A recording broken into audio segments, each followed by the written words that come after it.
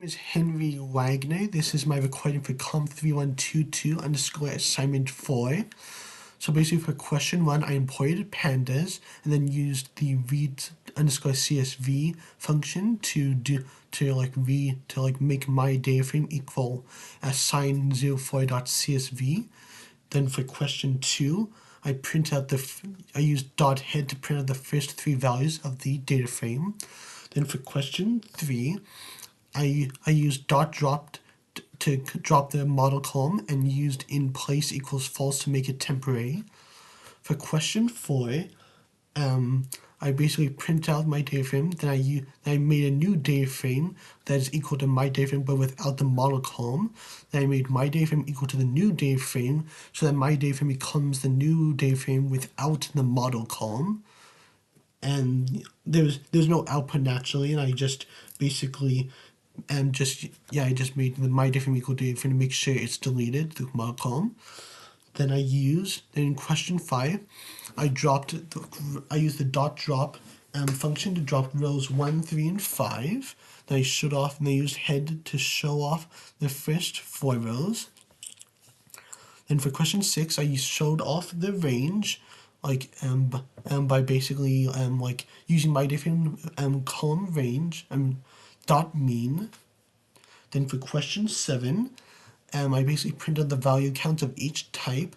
Then I used dot locate to change each type that is equal to F into A. Then I basically print out the type and the first 5 rows of type.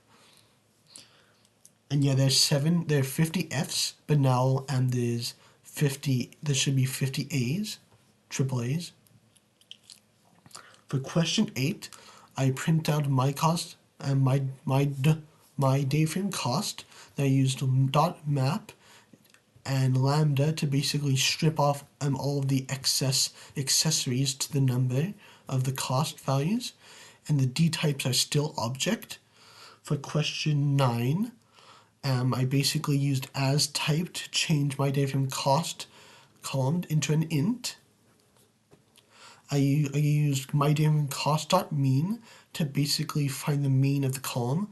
Then I used group by continent to find the mean by each of the cost column by each continent. Then for question 11, I used my data frame cost.groupBy to group by the continent, then use aggregate function to find the min, max, and standard deviation for each continent.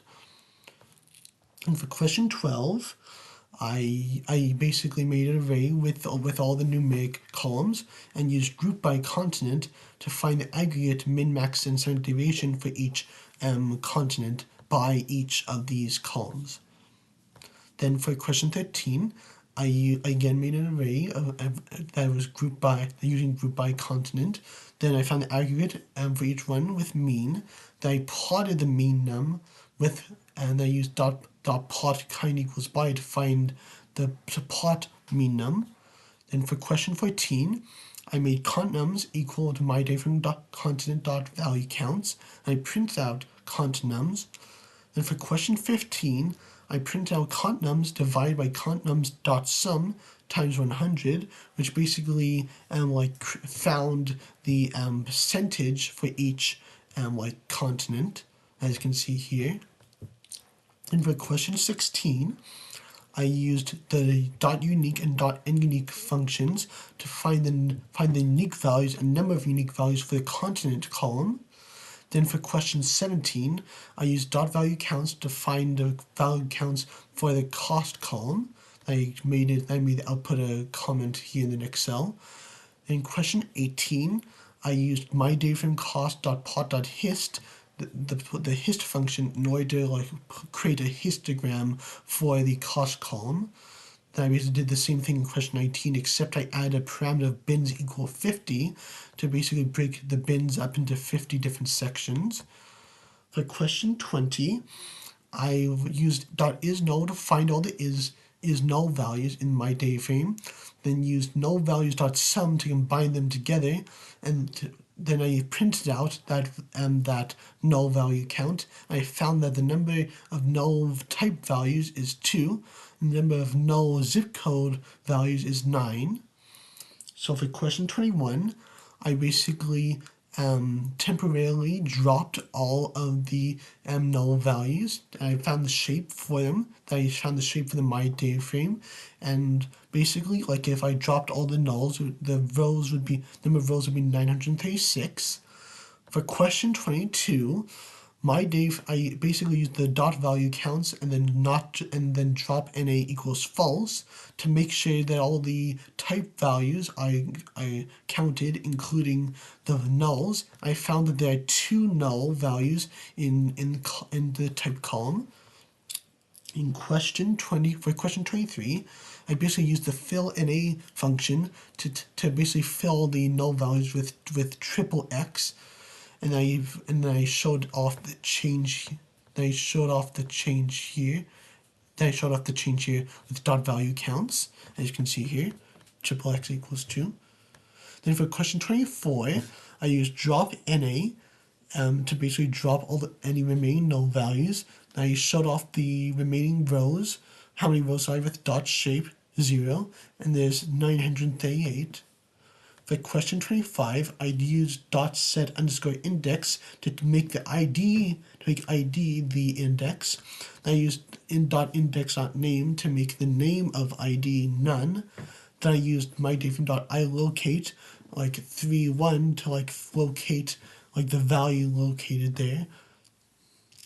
And for question 26, I print out the index, columns, and shape of my data frame, as you can see here. Then I reset the index, using reset underscore index. It basically brought back the normal index while putting back the ID column into the data frame. Then now it's called index. As you can see, the values have changed a little bit, like the number of columns. For question 27, I used dot describe to describe the count, mean, standard deviation, min, 25%, 50%, 75%, and max for the different numeric columns. Then I used ilocate 02 to locate the first row and third column value, as you can see here. Then for question 28, I used value counts to find the value count for my data frame continent. Then I used sort values to sort out those values. Then I did the same thing again, except I did ascending equals false. So now, as you can see here, there's one of it shows here the numbers ascending from going from lowest to biggest and then biggest to lowest. And I did another one, another output, where I used sort underscore index function to basically sort by the names of the continent. And for question 29, I print out.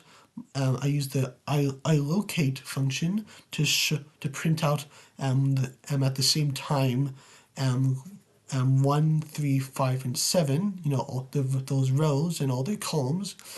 Then I basically use an array value. Then I use another array value containing type and continent to print out the first 7 values of the type and continent columns, as you can see here. And then for question 30, I then used dot locate my data frame type equals triple X to basically locate all the triple X values, so I can print them out, print out all the rows with triple X and then all their columns. Then I use my data frame value dot locate my data frame type equals triple X to really print out all the value columns that have a type of triple X. So yeah, thank you for listening.